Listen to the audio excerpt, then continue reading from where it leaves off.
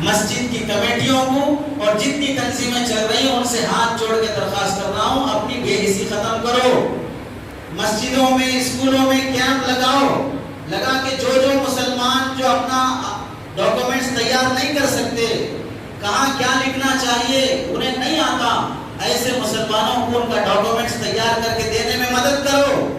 یہ بے وقوفی کب ختم ہوگی؟ کس کے پیر پڑنے پڑیں گے سمجھ میں نہیں آ رہا کہ کرنے کے کام یہ کرو۔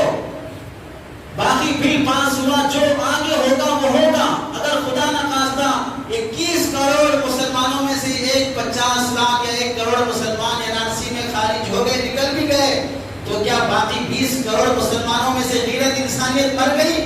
ہم ان کا خیال نہیں کریں گے، ہم ان کی مدد نہیں کریں گے؟ ابھی سے ڈرنے خوف کرنے کی بات کیا ہے؟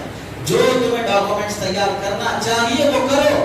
بل کی مخالفت میں جو کر رہے ہیں وہ کر رہے ہیں، آپ سے بھی جو مخالفت میں ہو سکتا ہے قانون کے دائرے میں رہ کر وہ کرنا کرو، لیکن اپنے شہریت کے ملکی ہونے کے لیے جو ڈاکومنٹس تیار ہونا چاہیے وہ کرو، اور جتنا جلدی ہو سکے وہ کرو۔ اس میں اسپیلنگ کا لحاظ رکھو، کہیں پر محمد عبداللہ ہے، کہیں پر عبداللہ ہے، کہیں پر یس ہے، کہیں پر سی ہے، فلاں ہے، اس طرح کے فرق کو ختم کر کے اپنے پورے ڈاکومنٹس ڈیٹا اپنے برتھ سرٹیفکیٹ کے حساب سے یا پاسپورٹ کے حساب سے، آپ کے پاس ڈرائیونگ لائسنس ہو، پاسپورٹ ہو، 10th کی سرٹیفکیٹ ہو، کرنٹ بل ہو، گیس کا بل ہو، 14 چیزیں ہیں جو ہونا چاہیے، وہ سب اپنے گھر کے مردوں کے عورتوں کے سب اپنی تیاری میں لگو، بغیر ڈر کے، بغیر خوف کے۔ کیا ہوگا؟